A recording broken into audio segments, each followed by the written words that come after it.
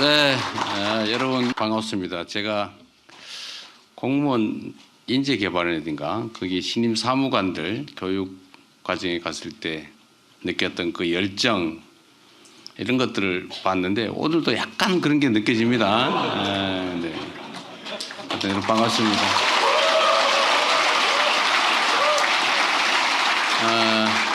하여튼 우리가 함께하기 어려운 상황에 정말 어려운 모임을 했습니다. 먼저 어제 밤까지 오늘 새벽까지 한미 무역협정 타결을 위해서 애쓰신 우리 장관님들, 총리님 할 것 없이 우리 일선 부서의 여러분들도 고생 많이 하셨습니다. 노심초사하고 정말 어려운 환경이죠. 저도 참 좀 뭐라 그럴까 이게 참 이 나라의 국력을 키워야 되겠다 그런 생각이 들었습니다. 하여튼 그 어려움 속에서도 뭐 만족할 정도는 아니지만 그래도 상당한 성과를 이뤄낸 여러분들의 노고에 진심으로 감사드립니다. 우리 동료들을 위해서 박수 한번 부탁드립니다.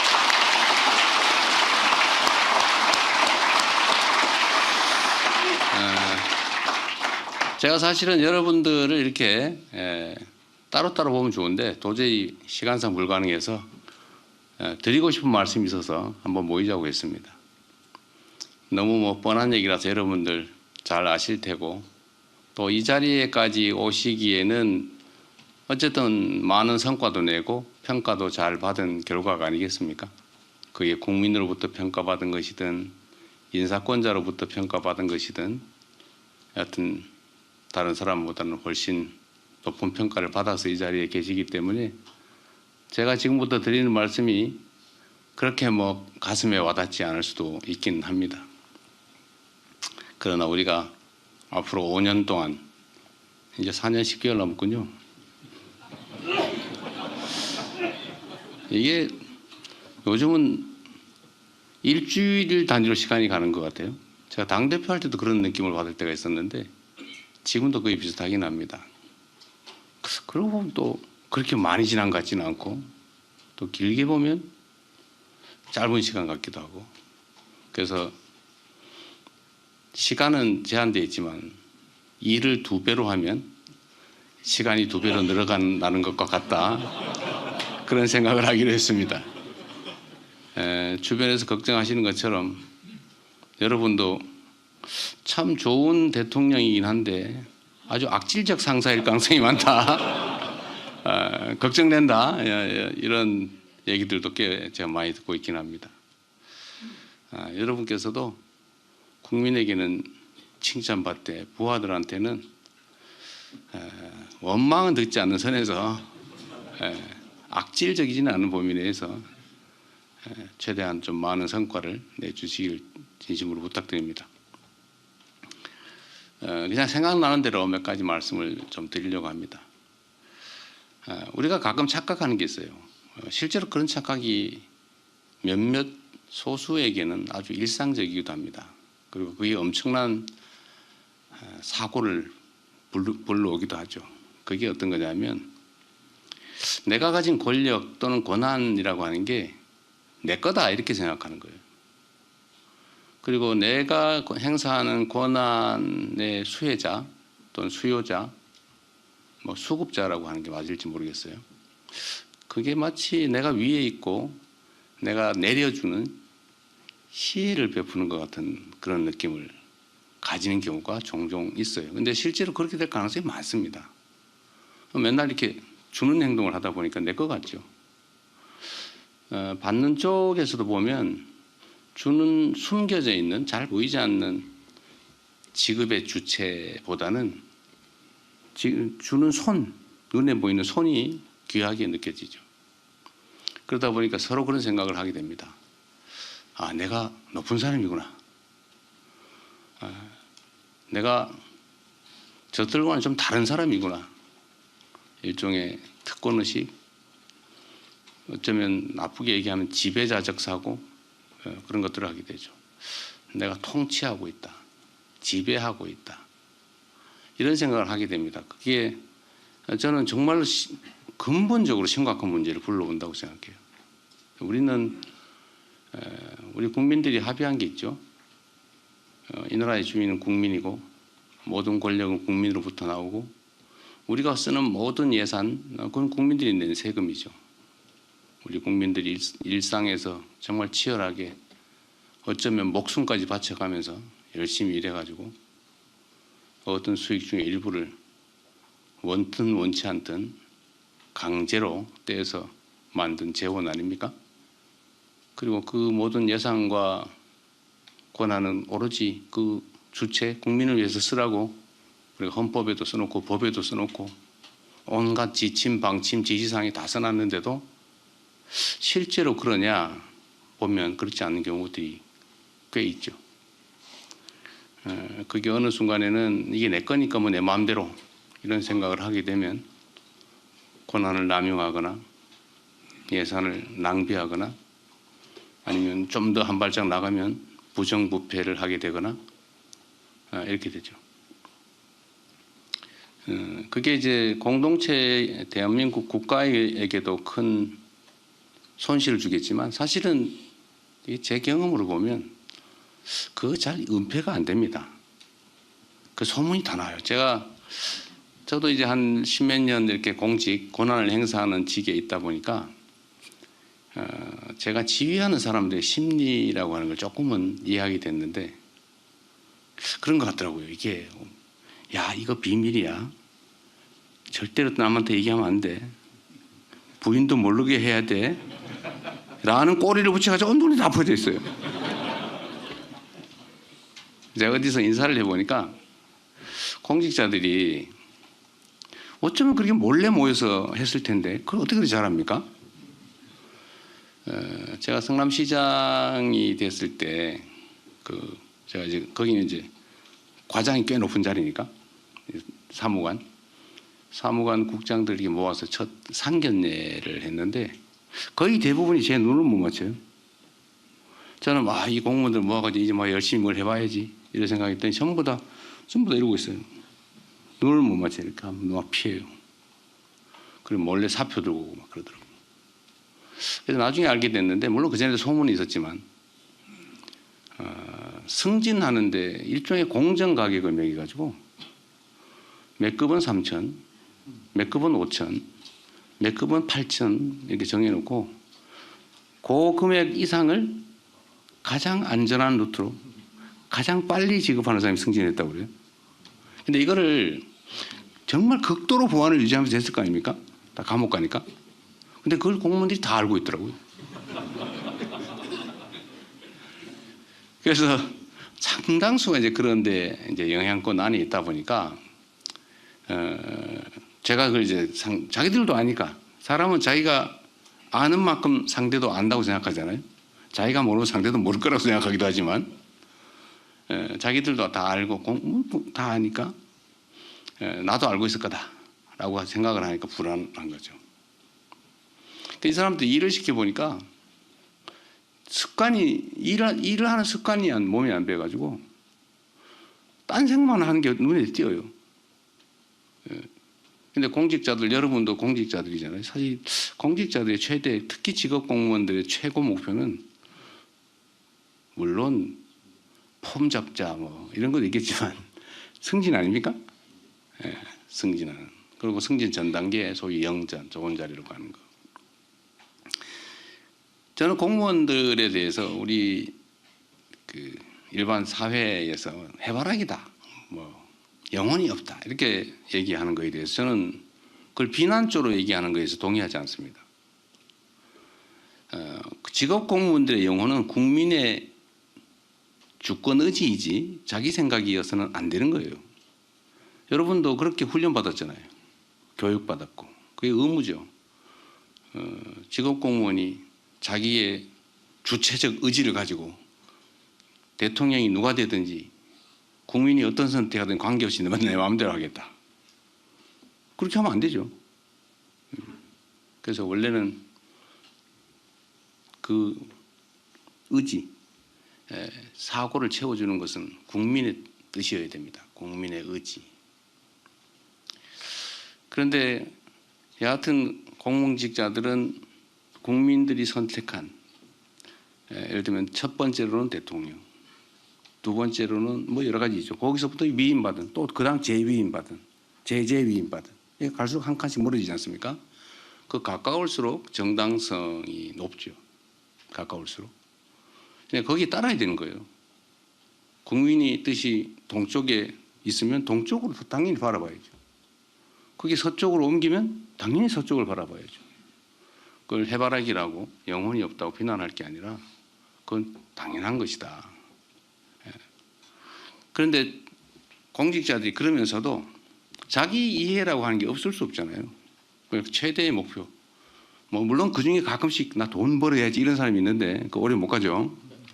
그 오래 못 갑니다. 패가망신 가능성이 매우 높죠. 그런 사람은 오래 못 가요 실제로. 근데 공직자들은 자기 목표라고 하는 게 분명히 있기 때문에 그 목표에 부합하는 데를 찾기 마련이죠.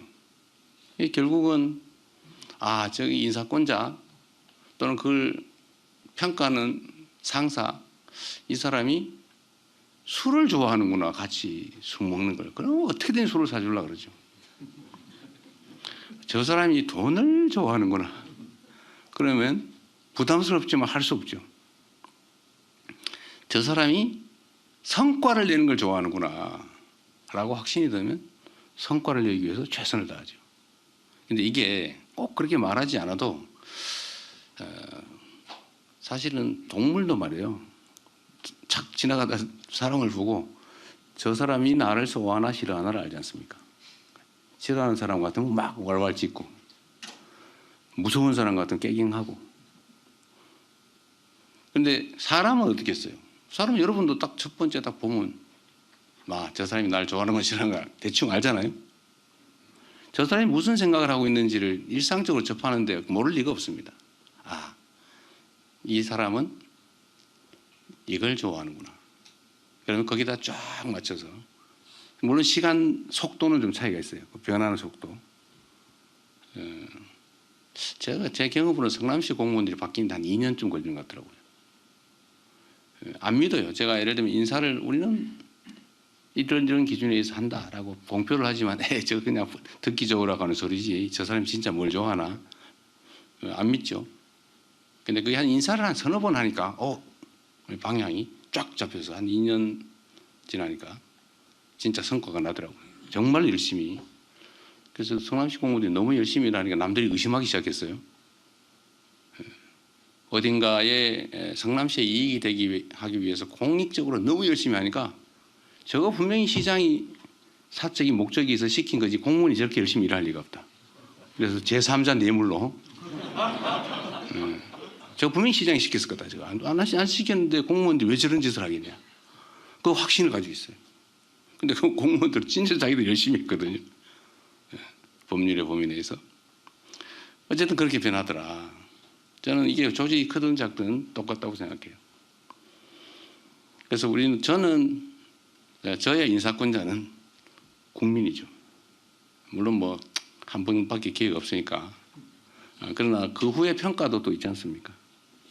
저는 공직을 하면서 제가 바라는 건 다 그런 거죠. 제가 이 공적 활동을 마치고 야인으로 돌아갔을 때 보통 지나가는 공직자를 보면 뒤에서 수근수근 이러면 흉보죠. 그런데 그게 아니고 보면 막 온 동네 사람들이 반가워서 함께 세월을 보낼 수 있다면 그것처럼 행복한 일이 어디 있겠어요. 저는 제 목표는 그거예요. 근데 그런 단계로 갈 수 있냐 없냐 제가 이제 하기 나름이겠죠.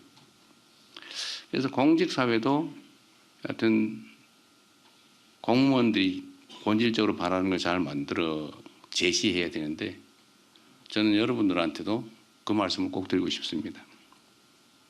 여러분도 부하들한테 여러분이 가지고 있는 생각을 잘 정리해서 보여주시면 굳이 세게 하지 않아도 잘 따를 겁니다. 그래서 제가 부탁드리고 싶은 거는 여러분들이 공직을 아주 오래 대체적으로 오래 하시니까 모르겠지만 우리는 특히 선출직은 시간이 짧잖아요. 인생도 짧은데 임기는 더 짧고, 그리고 거기서 안에서 뭔가 성과를 내서 인정받고 싶은, 정치인들은 인정 욕구가 사실 제일 커요. 물론 권력 욕도 있지만 권력욕의 본질은 인정 욕구일 겁니다. 그래서 인정받고 싶은 거, 여러분 승진하는 거, 더 나은 위치를 차지하는 거, 이럴 거일 텐데, 저는 결과로 그걸 증명하고 싶습니다. 실적으로.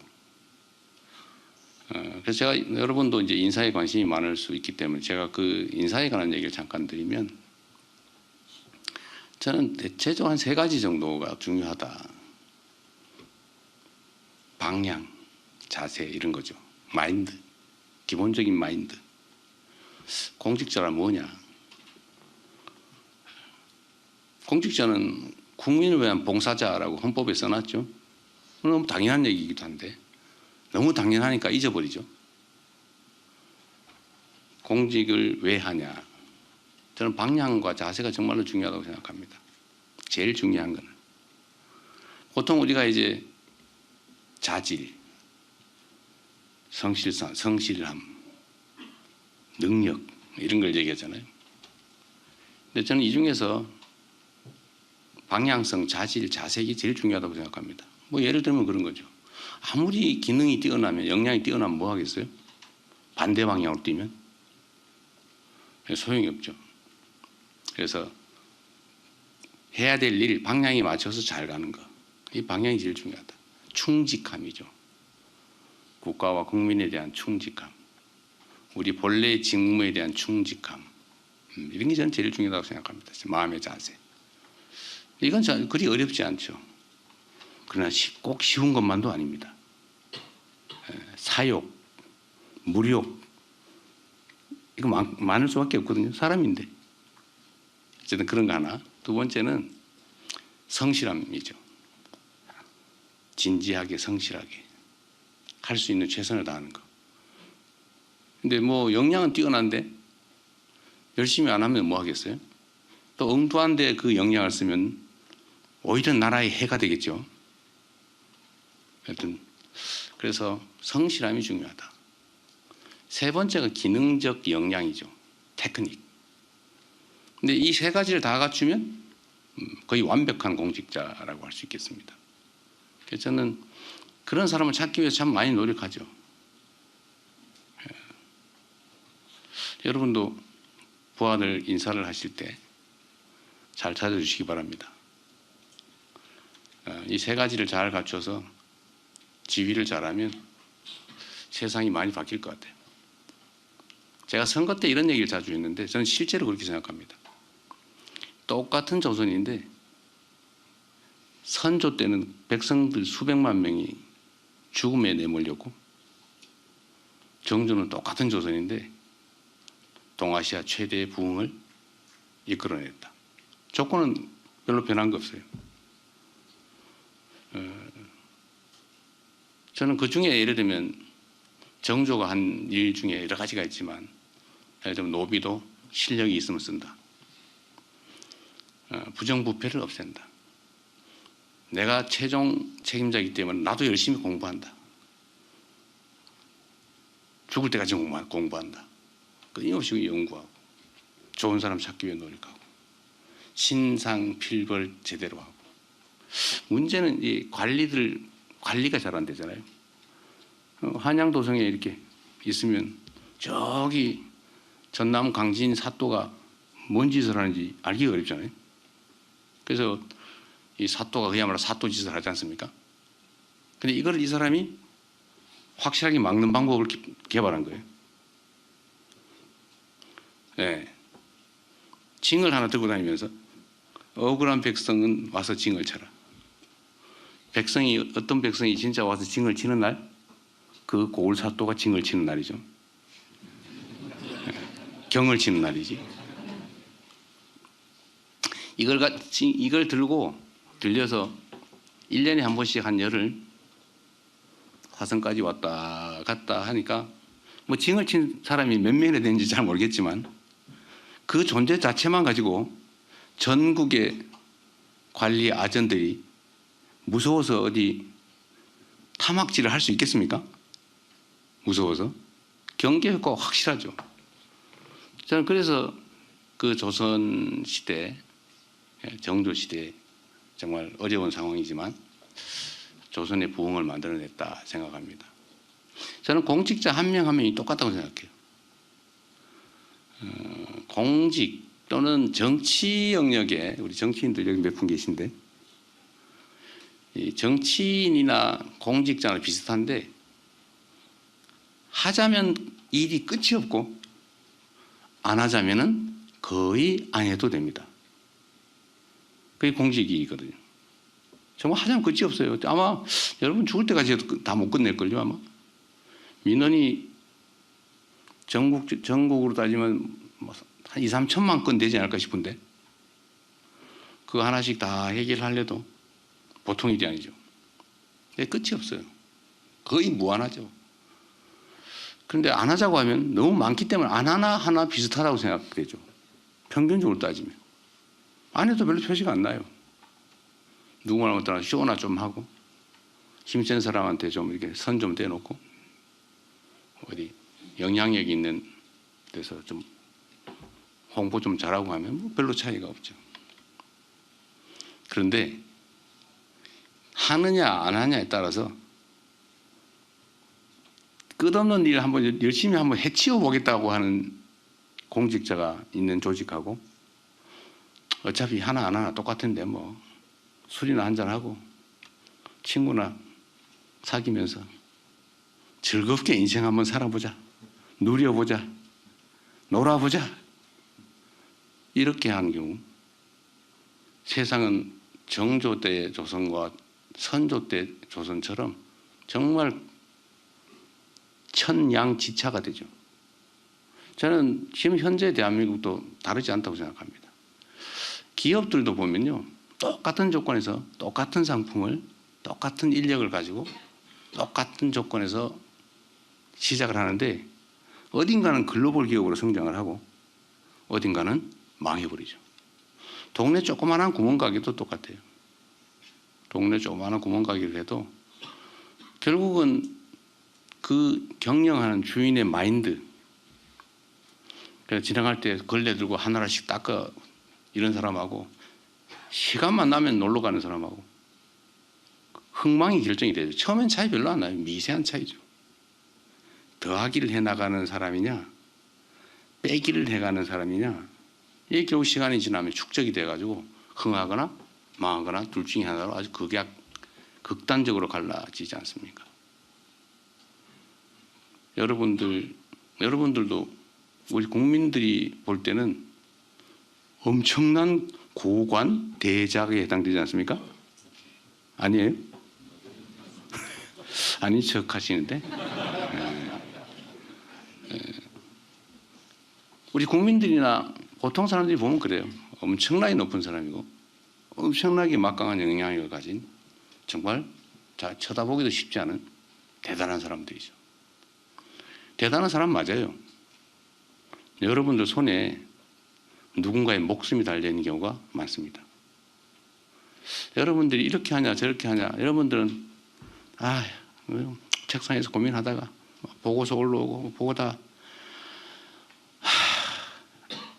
에이 이렇게 그냥 해버릴 수도 있지만 이 하나의 결정에 수없이 많은 사람들 인생이 걸려있고 어떤 사람들은 사업에 흥망이 걸려있고 어떤 사람은 가족들 또는 본인의 목숨이 걸려 있습니다.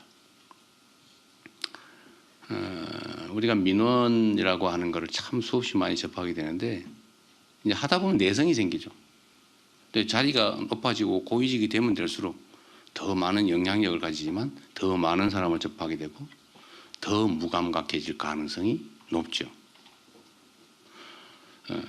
그런데 여러분들의 결정 또는 공직자는 누구도 말단도 마찬가지입니다. 저도 마찬가지. 저는 매우 두려운 생각을 가지고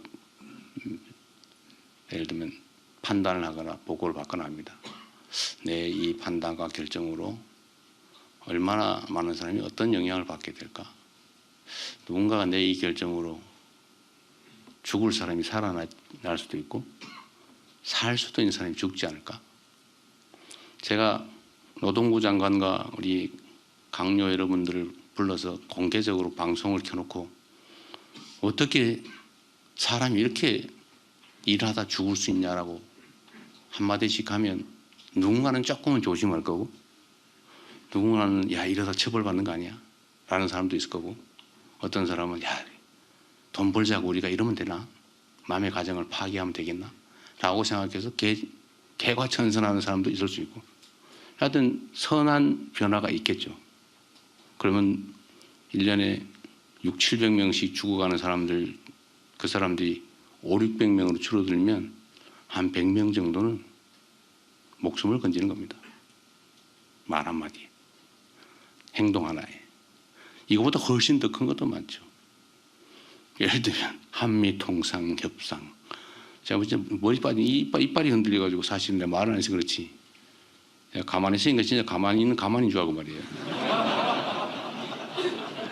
말을 하면 악영향을 주니까 말을 안 한 거예요. 그러나 말 안 하는 와중에 오리가 물살에 떠내려가지 않기 위해서 우아한 자태로 있지만 물밑에서는 얼마나 생난립니까? 우리 가까이 있는 참모분들은 알지요. 우리가 얼마나 노심초사하면서 정말 무슨 어떤 행동을 하고 있는지. 하여튼 그것도 좁게 보면 우리 기업들의 해외 시장에 관한 얘기이기도 하지만 사실은 대한민국 국민들의 부담일 수도 있고요. 어쨌든 그 결정 하나하나가 엄청난 영향을 미친다. 저는 지금 이 상황 대한민국이 저는 흥망의 기로에 서 있지 않나 하는 생각을 할 때가 가끔씩 있습니다. 계속 플러스 성장 발전의 길을 갈 거냐. 물론 그 각도는 많이 떨어지고 있죠. 아니면 아예 퇴행 그 길을 갈 거냐. 이 그래프가 상향할지 하향으로 전환해버릴지 저는 그 분기점에 있다는 생각이 듭니다. 여러분도 매우 그 중요한 변곡점에 저와 함께 서 계신 거죠. 여러분들 손에 대한민국의 운명이 크게 보면 대한민국의 역사가 달려있고 작게 좁게 보면 누군가의 목숨이 달려있다. 저는 극단적인 선택을 결심해 본 적도 있어서 그 사람들의 입장이나 이런 걸 조금은 이해해요. 가족을 끌어안고 죽어가는 그 결정을 하는 그 사람들 마음이 어떻겠습니까? 지금 이 순간 그런 사람 많죠. OECD 국가 중에서 가장 많은 사람들이 스스로 극단적 선택을 하잖아요. 대한민국이 1년에 15,000명씩 한 개 도시가 사라지고 있어요. 매년 15,000명이면 웬만한 군 규모가 되거든요. 1년에 작은 군 규모 하나씩 사라지고 있습니다. 그런데 일본이 얼마 전에 자살률을 떨어뜨리기 위해서 정부 차원의 종합적인 대책을 해서 노력을 했더니 절반으로 떨어졌다고 해요. 자살률이. 우리도 사실 그런 걸 할 수 있죠. 바쁘고 힘들긴 하지만 우리의 노력에 따라서 지금 15,000명을 절반으로 줄이면 7,000명이 목숨을 건지는 거죠. 그게 다 우리 손에 달려있다. 그런 생각이 듭니다. 그래서 여러분들은 우리 공직자는 저는 작은 신의 역할을 하는 사람들이라고 생각해요. 신이 뭡니까? 사람이 못하는 신의 유일한 능력은 저는 제일 큰 능력은 생명을 창조하고 거둔다는 거 아닌가요? 그 여러분들 하기에 따라서 누군가가 죽을 수도 죽을 사람이 살 수도 있습니다. 그러니까 여러분은 신의 능력을 손에 쥔 위대한 존재들인 거죠. 부담 좀 오십니까? 그런 부담도 좀 가지고 또 한편으로 좋은 쪽으로 생각하면 우리가 그렇게 보람 있는 일을 할 수 있는 거죠. 우리 손에 쥐어진 소위 권한, 권력. 이거 뻔한 얘기인데 우리 행정고시, 되게 행정고시 하신 분들일 텐데 행정고시 시험을 보려면 법학, 개론 이런 것도 공부를 해야 되는데 거기에 그런 거 나오죠. 권한, 권력, 권리 어떻게 구별하냐. 다 객관식 문제 나오니 다 알고 계시죠? 세 개 다 힘이에요. 힘, 권. 그런데 목표가 다르죠. 권리, 이익, 내 이익을 챙길 힘, 권리. 권한. 힘은 힘인데 한계가 있는 힘. 우리가 가진 공적 힘을 말하죠. 권력. 내 의사를 타인에게 강제시킬 힘. 약간 정치적 의미로 사용되죠. 우리는 그런 걸 가진 사람들이에요. 계급에 따라서, 직책에 따라서 약간 차이가 있긴 하지만 여하튼 공직자의 공통된 특성은 국민으로부터 위임받은 권력 또는 권한을 크게 또는 작게 나눠 가지고 있다는 겁니다. 여러분들은 대한민국의 사실은 이 대한민국 국가 공동체를 끌어가는 수뇌, 머리의 뇌, 핵심에 해당됩니다. 여러분들 학에 따라서 전혀 다른 세상이 펼쳐질 수 있다. 그런 생각을 해주시기 바랍니다. 너무 살벌한가요? 이 뻔한 소리인데 원래 다 자주 듣고 보던 얘기죠. 한 번만 더 상기해 보자 그런 뜻입니다. 조금 더 현실적인 얘기를 이제 좀 해봐야 될 텐데 어쨌든 여러분은 저와 싫든 좋든 5년 동안 아닐 수도 있어요. 하여튼 잠정적으로 5년 동안 대한민국 국정을 함께 책임져야 될 사람들입니다. 우리도 하나의 조직 구성원들이죠. 저는 그러려고 합니다. 시스템을 최대한 존중하자. 우리는 목표는 물론 이 모든 기준은 국민의 주권 의지예요. 근데 그게 뭐냐 잘 모르죠. 사람마다 다 다르니까. 더 나은 나라, 더 나은 세상이죠. 국민들의 더 나은 삶, 지금보다는 더 나은. 하여튼 그 목표를 수행하기 위해서 우리에게 주어진 권력, 예산을 제대로 효율적으로 잘 집행한다. 이게 제가 가진 목표예요.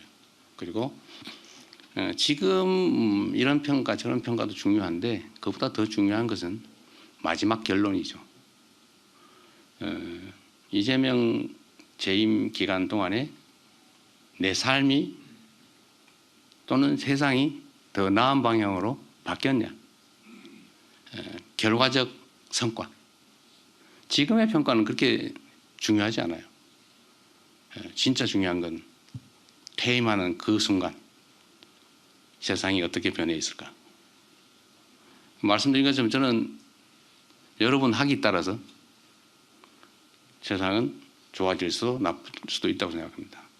그리고 저는 제가 비록 국민에게 선택받은 국민에게 위임받은 대통령이라고 하지만 제가 할 수 있는 일은 거의 없어요. 다 여러분 또는 여러분들이 다시 또 위임한 공직자들, 공무원들을 통해서 할 수밖에 없습니다. 여러분들은 몸통이고 실체죠. 저는 머리 좋게 말하면 아니면 사고와 가치 같은 허상에 가까운 거죠. 실체는 여러분들이에요. 공직자들, 일선의 공무원들. 여러분들이 잘해야 됩니다. 여러분들을 어떻게 하면 잘하게 할까? 핵심은 공정한 인사겠죠. 물론 잘 안 믿어요. 믿기 어려워요. 제가 해보니 그렇더라고요. 진짜로. 누가 저 사람이 나보다 훨씬 나아. 저 사람이 나를 제치고 승진하는 게 맞아 라고 인정하는 경우가 쉽지 않습니다. 다 사람들은 자기 중심적이거든요. 똑같은 것도 보기 따라 다르잖아요. 똑같은 동전도 어떤 사람은 일자라 그러고 이 사람 맨날 이렇게만 봐 동전 볼 때. 어떤 사람은 동그랗다고 해요. 이 사람 맨날 이렇게만 봐 동전. 다 보기 따라 다르죠. 그리고 승진 배수 4배수 7배수 해놓으면 거의 비슷비슷해요. 그 안에서 최대로 골라봐야 나머지 3사람 또는 6사람은 저거 뭔가 저거 장난치고 있었네. 누가 정동영 의장이 압력 넣은 거 아닐까? 혹시 저 어디 고향 사람이라고 아는 사람이라서 그런 거 아닐까? 이런 의심이 들 수밖에 없죠. 그러나 그것도 이제 시간이 지나고 축적이 되면 그렇게 선택할 수도 있겠네. 아주 잘한 선택이야. 이건 잘 안 돼요. 내가 그냥 참고 견딜만 한 정도의 그냥 최소한의 합리성을 갖춘 선택을 했다고 인정해 줄만 하네. 내 참을만 하네. 라고 하면 무지하게 잘한 거죠. 그래서 어쨌든 저는 최대한 이건 뭐 자관 인사도 좀 비슷하게 하긴 했는데, 근데 그 후에 뭐 다른 이제 인사도 있겠죠. 그건 철저하게 아까 말씀드린 대로 마인드가 어떠하냐, 정말 성실하게 일하는가, 기능적 역량을 갖췄나. 물론 그 안에 청렴하게 하는, 예를 들어 부패한 건 절대 안 돼요. 그건 실격이야, 실격.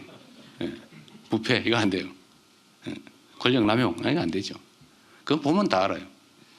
제가 이 인사를 하면서 제 나름대로 발굴한 기법이 하나 있는데, 이걸 이 사람한테 물어보면 이렇다고 저 사람한테 물어보면 저렇다고 공적 보고서는 솔직히 잘 못 믿겠고, 근데 역시 최적의 방법은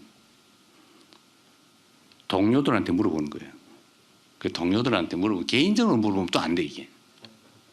이 사람은 묘해서 어떤 지위를 부여하면 책임감이 생겨나요. 자리가 사람 만든다고 하지 않습니까? 그래서 저는 이제 투표 이런 걸 되게 좋아하는 사람인데, 집단 지성을 하려면 예를 들면 건축직 5급을 승진을 시켜야 된다. 승진 대상자 목록이 저기 있잖아요, 그죠? 그럼 1부터 뭐 10까지 있는데 뭐 3명을 승진시켜야 된다. 이러면 승진 대상자가 아닌 이제 같은 직급 직리할 사람이 쫙 있지 않습니까? 승진 대상자 아닌 대상자 빼고 아닌 사람들한테 무기명 투표를 시켜가지고 최다 득표 2명 또는 3명을 뽑은 다음에 그 사람들한테 종이를 나눠주고 몰래, 시장실 도지사실 있을 때 따로 한 명씩 불러가지고 여기다가 당신이 승진시키고 싶은 사람 1번부터 1.5배까지 번호를 매겨라. 1, 2, 3, 4, 5. 그리고 이 중에 절대로 하면 안 된다고 생각되는 사람이 있으면 거꾸로 1, 2, 3, 4, 5 마음대로 매겨라. 이렇게 했더니 제가 놀라운 걸 발견했어요. 거의 차이가 없어요. 거의. 자기들이 다 아는 거예요. 그리고 이게 나 혼자만 하는 게 아니고 다른 동료 2명 또는 3명이 평가를 할 텐데, 내가 불공정하게 이걸 표시를 하면 찍힐 수가 있잖아요. 아, 이놈이. 그런데 그런 사람이 가끔 있더라고. 도저히 납득할 수 없는 순서를 매기는. 그것도 권력이라고. 그것도 권한이라고. 그래서 그 다음에 제가 이렇게 해버렸죠, 그 사람은. 근데 그런 생각 때문에 이렇게 공적 권한을 부여하면, 검증되는 공적 권한을 부여하면 정말 공적 권한을 공정하게 행사하려고 노력하더라고요. 그래서 거의 순서가 틀리지 않더라고요. 그래서 제가 관심 있는 분들은 알 수 있는데, 제가 시장 도지사 할 때 승진 가지고 요거도 먹은 기억은 별로 없어요. 약간의 불만. 근데 뭐 해먹었다든지 뭐 어떻게 했다든지 이런 얘기 거의 안 들었어요. 왜냐하면 그 투표로 선출된 의견 제출자 그룹들이 보니까 자기들이 말한 대로 거의 됐거든요. 사실 거의 차이가 없는 거예요. 그래서 우리 이제 중앙정부 인사에도 이런 걸 한번 도입해 볼까 생각 중입니다. 옆에 있는 사람한테 잘하세요. 옆 사람한테 잘해야 됩니다. 우리 장관님들도 한번 고민 한번 해보세요. 그래서 인사는 최대한 공정하게 하고, 제가 신상필벌을 좀 과하게 할 생각입니다. 물론 벌을 부당하게 하면 안 되고 상은 좀 과하게 할 생각이에요. 제가 명목을 만들어내가지고 상을 많이 주려고 노력했어요. 뭐 상 주는데 큰 돈은 안 들거든. 그거 인색할 필요가 없죠. 칭찬은 최대한 많이. 칭찬은 고래도 춤추게 한다. 더군다나 사람인데. 그래서 작은 포상이지만 최대한 종이라도 하나 이쁘게 만들어서, 또는 약간의 포상금 또는 포상들을 해서, 그리고 특히 제일 중요한 인사죠, 그죠? 아까 얘기한 대로 대개 제가 보니까 고위 공무원들이 되면 거의 기본적 자질은 아주 뛰어나요. 보니까 거의 성실하면서 결판이 나는 것 같아요. 예를 들면 야 내가 막 뭘 해봐야지 뭐 이런 생각 가진 사람하고 시키는 건 무난하게 잘 떼어봐야지 이거하고 차이가 엄청나게 나는 거죠 나중에는.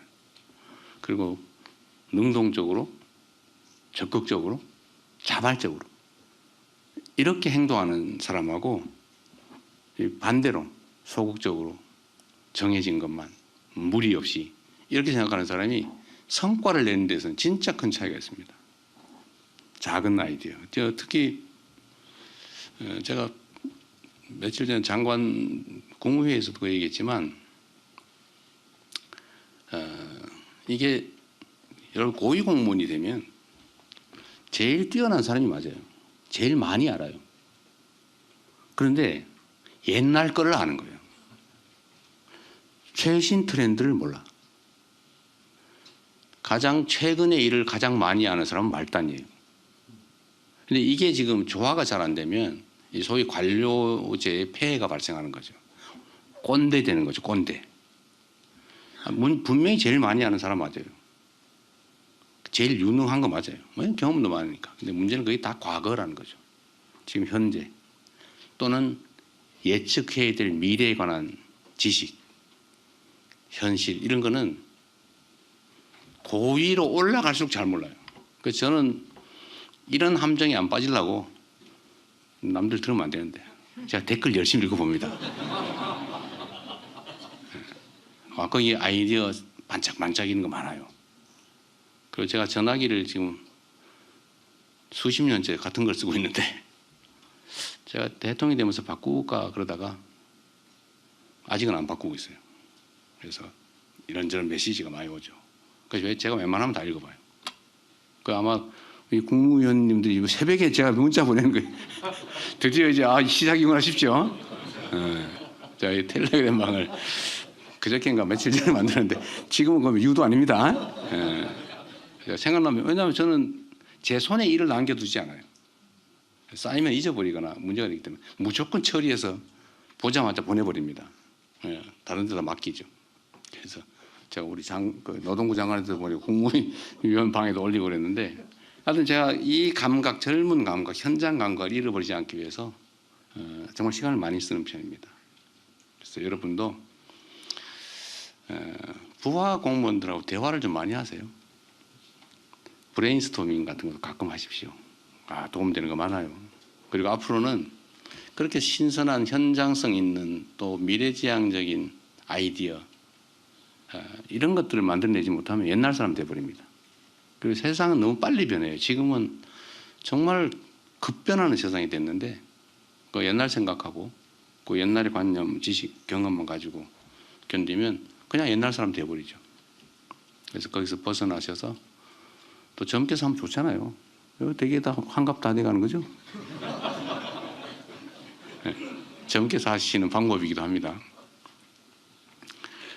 그래서 대화도 많이 하시고 브레인스토밍도 하시고 소통도 많이 하시고 그리고 가급적이면 조직을 기본적인 권위를 잃지는 말고 지휘 체계는 잘 유지하되 정서는 수평적으로 하면 가급적이면 그래야 대화 말을 해요. 제가 공무원 사회의 특성을 봤는데 말 안 하기 대회하는 것 같더라고요.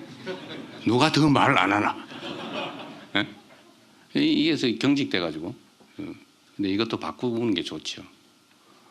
그래서 어쨌든 원래로 되돌아가면 실적과 성과로 결국은 평가할 수밖에 없을 거다. 나머지는 거의 비슷합니다. 그러니까 말씀드렸던 대로 기본적인 방향이 엉망이다. 그런 사람이 살아남았겠어요? 그건 쉽게 구분돼요. 기본적으로 불성실하다. 그것도 아주 쉽게 구분됩니다. 나머지 그럼 역량 이런 건데 결국은 이제 끊임없이 자기 역량을 키워야죠. 그 역량의 핵심은 어쨌든 미래를 내다보는 거다. 예정된 시간이 지나고 있는 것 같아요, 그죠? 맞습니다. 한참 지나고. 아니 뭐 지겹지만 않으면 좀 더 해도 괜찮은데 내 분명히 다음에 발표할 거 지겨울 거거든.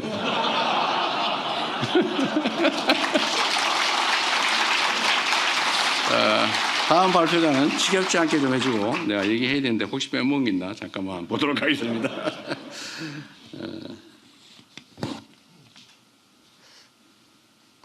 그리고 이건 하나 얘기를 좀 해야 되겠어요. 하여튼 지금까지 말씀드렸던 것들의 일부이긴 한데 좀 강조해서 드리고 싶은 말씀이 그런 겁니다. 그러니까 지배자, 내가 주는 사람이야, 내가 주야. 이거는 일부러 그렇게 생각하는 건 아니지만 그렇게 될 가능성이 매우 농후해요. 원래 그러니까. 그래서 거기서 행정 편의주의라고 하는 게 생겨나죠. 상대 입장보다는 행정을 더 안정적으로 편하게. 그래서 얼마 전에 나온 예를 들면 이게 이제 수요자가 안 돼 보면 그 마음을 잘 몰라요. 근데 행정은 수요자 입장에서 생각하고 정책도 만들고 집행하고 이러면 진짜 칭찬받습니다. 근데 안 돼요, 잘. 귀찮거든. 일단 시간도 많이 걸리고 에너지도 많이 소모되고 그리고 이제 대접받는 자리 권력이 있으면 대접을 받게 돼 있어요. 뭐 인정 안 할 수가 없잖아요. 대접받는 자리에 오래 있다 보면 자꾸 고개가 올라가고 허리가 뒤로 이렇게 넘어가죠. 악수할 때도 앞으로 가기보단 뒤로 넘어가는 이상하게 그런 사람도 있어요. 악수할 때는 꼭 뒤로 넘어가. 정치인 중에 그런 사람이 있어요. 특히 일당 독재 지역에 그런 사람이 꽤 있습니다.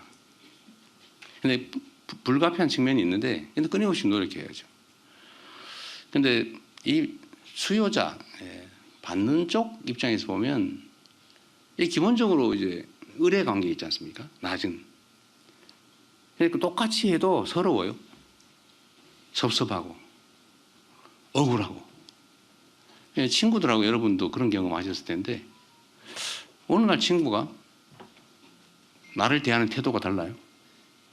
그건 나보다도 더 출세한 사람들을 볼 때 느낌 또는 내가 더 출세했을 때 느낌 거의 비슷합니다. 그래서 원래는 내가 난 평소하고 똑같이 행동하는데 왜 상대가 저렇게 느끼지? 라는 생각이 들 때가 있을 거예요. 그리고 왜 그런지도 이제는 알겠죠. 여러분도 뭐 먹을 만큼 나이 드셨으니까. 이유는 그렇죠. 똑같이 행동을 하면 내가 평소엔 같은 평지에 서 있었는데 내가 어느 날 보니까 한 계단 더 올라가 있는 거예요. 그런데 거기서 똑같은 각도로 인사를 하면 상대는 고개가 빳빳하네, 고개 안 숙이네 이렇게 느껴지거든요. 그래서 의도적으로 한 계단 올라간 만큼 한 계단 더 숙여줘야 비로소 균형이 맞습니다. 근데 이게 잘 안 돼요. 그거 잘 노력해야 됩니다. 그래서 뭐 벼는 익을수록 고개를 숙인다는 말도 있지만 잘 느낌이 안 오죠. 근데 수급자, 수혜자 입장에서 보면 내가 국가로부터 지금은 그런 게 있어요. 내가 국가로부터 어떤 지원을 받는다. 그거 원래 당연한 건데 내가 또 세금 내고 내가 아무리 직장이 없어도 내가 사이다 사몽돼서도 세금을 내고 있는데 그리고 국민들은 공동체로 다 똑같이 나라의 주인인데 국가로부터 내가 힘들어 지원받는 건 너무 당연한 권리 아닙니까? 그거 헌법이 써놓은 권리죠. 그런데 세상이 하도 지원받는 건 무슨 범죄처럼 나쁜 사람인 것처럼 부도덕한 것처럼 이렇게 자꾸 끊임없이 얘기를 하다 보니까 자기 지원받는 게 눈치가 보이는 거예요. 그런데 거기다가 이 사람은 지원받는 사람입니다 라고 뻘겋게 표시를 해가지고 하면 그 사람이 얼마나 상처받겠어요. 이걸 낙인이라 그러죠. 그런데 행정을 하는 사람 입장에서는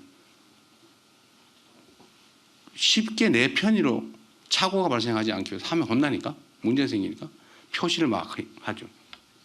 제가 급식 학교 결식아동 급식 카드 있었어요 옛날에. 그게 결식아동 카드라는 게 딱 표시가 돼 있어요. 그거 저 김현지 보좌관이 지적해가지고 고쳤는데 그래? 그래서 제가 똑같이 일반 신용카드하고 똑같이 만들어서 줬죠. 그래서 구별이 안 돼요. 쓰는 사람만 아는 거죠. 너무 좋아요. 인격을 침해당하지 않는. 우리는 생각 안 하죠. 뭐 급식카드인데 누가 너 지원받아서 밥 사 먹는 거 누가 뭐라 그러냐라고 우리는 생각하지만 받는 사람은 엄청난 상처를 입죠. 이 입장을 바꿔 생각해 보지 않았기 때문에 그런 거예요. 모든 행정은 다 그런 요소가 있습니다. 우리는 뭔가를 주는 쪽에 서 있는 사람들이에요. 공급자의 입장. 그런데 이 공급을 실제로는 우리의 것을 주는 게 아니에요. 우리는 우리의 것을 준다고 착각에 빠질 경우가 가끔씩 있는데 그 생각을 진짜 완벽하게 버려야 됩니다. 우리는 우리의 것을 주는 게 아니에요. 그들의 것을 돌려주는 일을 우리가 대신 맡아서 하고 있을 뿐이죠. 그 생각을 절대로 버리지 않았으면 좋겠다.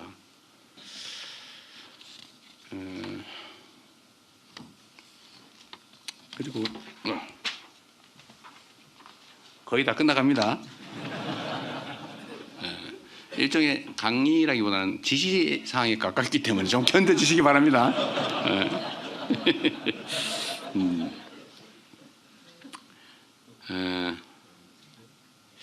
이런 게 있어요. 아까 말씀드린 것처럼 그 공직자들이 어떻게 하느냐. 뭐 조선시대의 왕이라고 하는 걸로 표현되기도 하지만 이 공직자가 하기에 따라서 세상이 정말 흥하기도 하고 망하기도 하는데 그러니 공직자들이 나라가 흥할 수 있고 국민들이 더 나은 삶을 누릴 수 있도록 똑같은 조건에서 그렇게 하도록 만들어주는 게 최고 지휘자가 할 일이잖아요. 그죠? 저는 여러분들한테 일단 많은 도구를 가지고 있죠. 채찍도 당근도 가지고 있죠. 근데 가능하면 당근을 많이 써서 스스로 자부심 느끼면서 일하고 내가 나라를 위해서 이런 기여를 했어. 그러니까 자식들한테도 내가 이 나라를 위해서 이런 결과를 만들어내는 어느 시대의 훌륭한 공직자 그룹의 일원이었어. 라고 평가 듣고 여러분도 그렇게 자부심 느끼기를 바랍니다. 그렇게 만들어야죠. 근데 여기에 큰 장애가 하나 있어요. 열심히 일하면 감사를 자꾸 해요. 일 안 하면 감사당할 일이 없어요. 안전하게 가야죠. 근데 불행하게도 이게 원래부터 있던 공직사회 문제입니다. 복지부도. 뭐 월급 주고 때 되면 웬만하면 승진하고 모두가 다 그러고 있으니까 일종의 뭐 카르텔이라고 그럴까. 적당히 하기. 막 열심히 일하는 사람 보면 자식이 저 잘난 척 하려고 제가 괜히 저런다 그러고. 근데 이걸 고치기 위해서 온갖 가지 우리가 연구를 해냈잖아요. 적극 행정 면책 뭐 이런 얘기도 해가면서 열심히 잘하려다 그런 건 책임을 묻지 않는다. 그게 조금씩 자리를 잡았어요. 그런데 이게 지금은 완전히 깨져 버렸습니다. 열심히 하면 바보가 아니고 미친 사람 취급받게 됐어요. 좀 미쳤나 저거. 나중에 수사받으면 어떡하려고. 나중에 감사받으면 어떡하려고. 지금 공직사회가 그렇게 돼버렸죠. 열심히 안 해도 되는 일을 하는 것은 바보를 넘어서서 미친 사람 취급당하기 시작했습니다.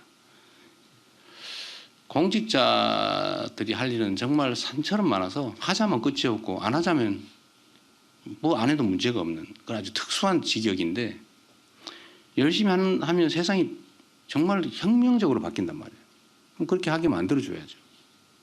근데 이거를 100명 중에 열심히 하는 100명 중에 혹시 한 명이 나쁜 의도를 가지고 악용하지 않았을까? 그 한 명을 잡는다고 100명을 때려놨으니 누가 그 일을 하겠습니까? 그래서 이 적극 행정 면책 제도나 이런 것들이 다 이제 무용지물이 됐어요. 아무도 안 믿어요. 지금 그 얘기해도 네가 권력을 잃은 다음에 그 다음은 어떻게 책임질 건데? 지금 이렇게 얘기하면 할 말이 없잖아요. 물론 이거의 제일 큰 책임은 정치의 상실이 있습니다. 정치가 사라졌죠. 전쟁만 하죠. 서로 죽이려고 그러고 제거해버리려고 하고 진짜로 바뀌면 편이 쫙 깔려가지고 잘해도 적, 못해도 내 편 이렇게 돼버리는 거예요. 잘하면 잘했다 그러고 못하면 못했다 그러고 잘하면 기회를 더 주고 못하면 책임을 묻고 이게 정상적인 민주주의 시스템인데 이제는 이게 누군가 의도에 의해서 만들었든 아니면 어쩌다 보니 이렇게 됐든 간에 지금은 편이 너무 많아졌습니다. 편이 너무 강력해요. 근데 그 속에 있는 정치적 중립을 해서 국민만을 위해서 일해야 될 공무원들조차도 나는 책임지기 싫어서 나 정치와 정권이 바뀌거나 이래서 내가 나중에 책임질 일을 내가 왜 하냐? 안전하게 살자. 이게 트렌드가 돼버렸지 않습니까? 이걸 고쳐야 되겠다. 어떻게든지. 쉽지 않겠죠. 일단 정치를 정상화하는 건데 이건 뭐 여러분들하고 내가 할 얘기는 아닌 것 같고. 공직사회의 행정을 정상화하는 제일 결정적인 것은 저는 일단은 두 가지라고 봐요. 정상적 행정에 형사사법의 잣대를 들이대면 안 된다. 뭐 돈을 받아 먹었다든지 뭐 권력을 폭력적으로 남용을 해가지고 질서를 어지럽혔다든지 뭐 이러면 혹시 모르겠는데 뭐 툭하면 직권남용이래. 내가 이 부하한테 지시를 하는 게 이게 혹시 직권남용인가? 나중에 문제될 수 있는가? 여러분 걱정되시죠? 아닌 척 하시는 거예요? 뭐 일을 안 하시는 분들이거나 그건 아닐 것 같고 너무 심각하죠. 요즘은 기록과 녹음이 상식이 됐죠. 증거를 남긴다. 난 시켜서 했다라고 언젠가 변명이 될지도 모르니까 시켰다는 증거를 남기죠. 공문으로 하는 게 아니고 뭐 전화로 하면 녹음해놓고 아니면 비망록, 요새 비망록 쓰는 게 유행이라는데요. 아닌 척 지금 표정을 자칫 내가 반응을 보이면 내가 한 사람 되니까 지금 표정 관리하느라고 어려우시죠? 네. 이게 이렇게 뭔 행정을 하겠어요. 그래서 이 직권남용의 남용을 막기 위한 장치를 만들도록 하겠습니다. 이럴 때 박수도 한번 하세요.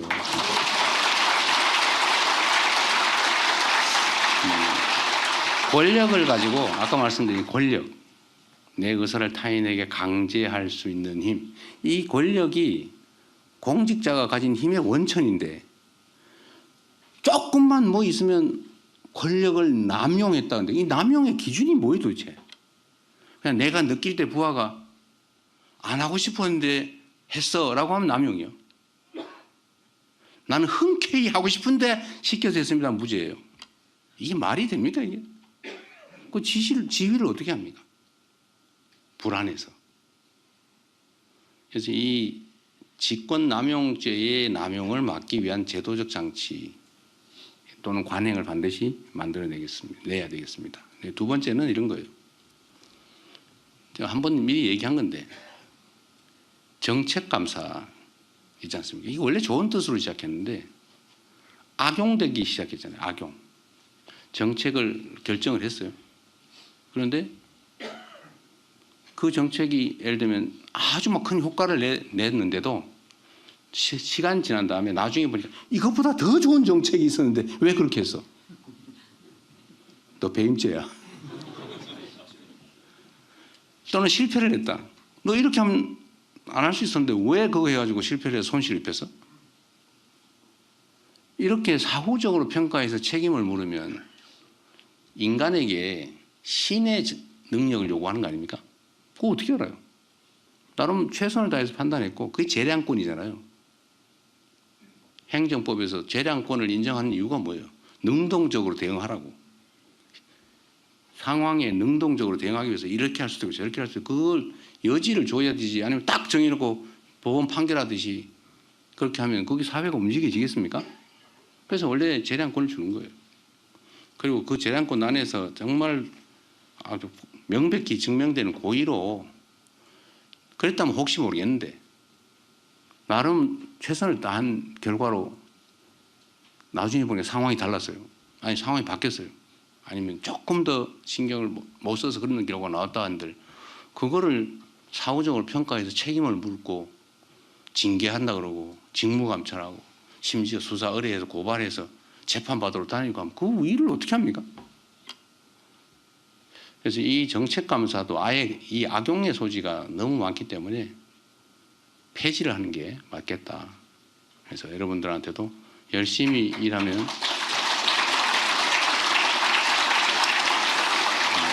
이거 억지로 친 거죠?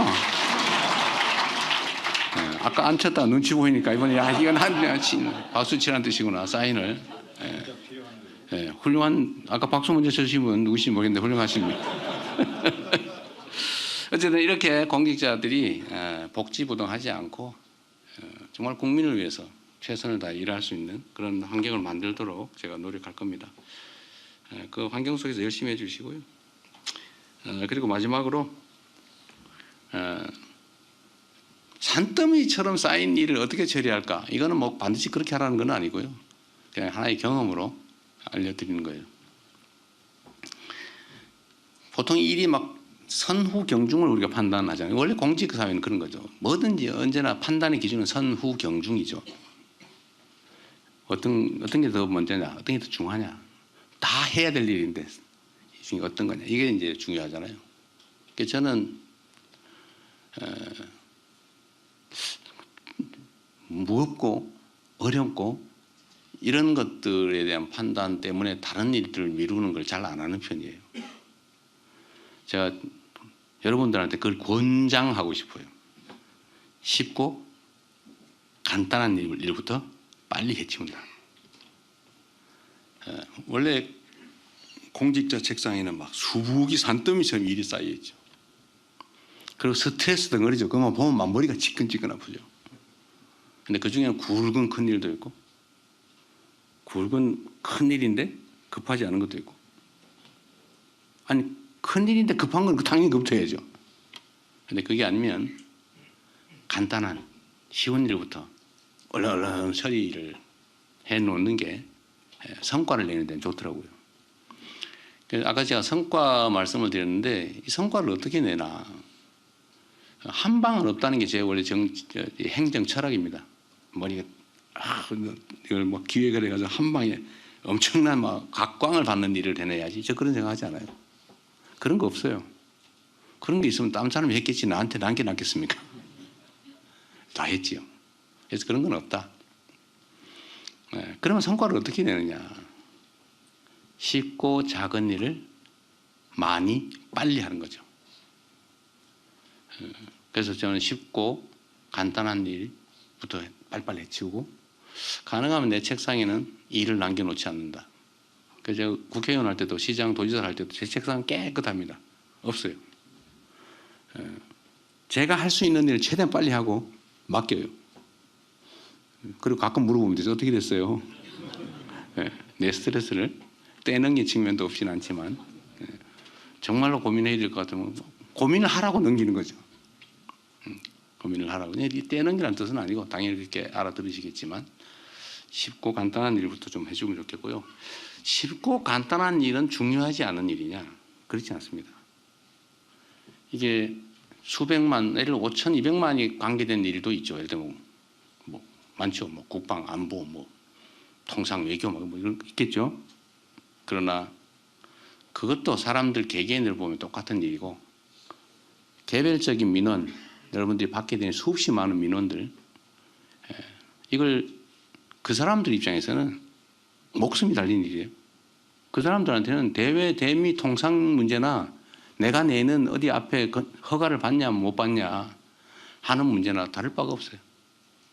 다만 이해관계자가 숫자의 크기에 차이는데 그 한 명도 중요합니다. 그리고 여러분들이 맞닥뜨리는 민원들은 대개 최소 수백, 수천, 수만, 수십만, 수백만에 관한 것들이죠. 그런 게 널려 있습니다.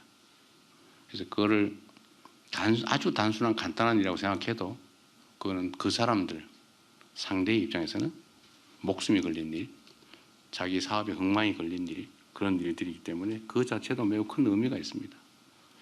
도저히 못하겠다 싶으면 인력을 늘려달라고 하시면 인력을 늘려드리도록 하겠습니다.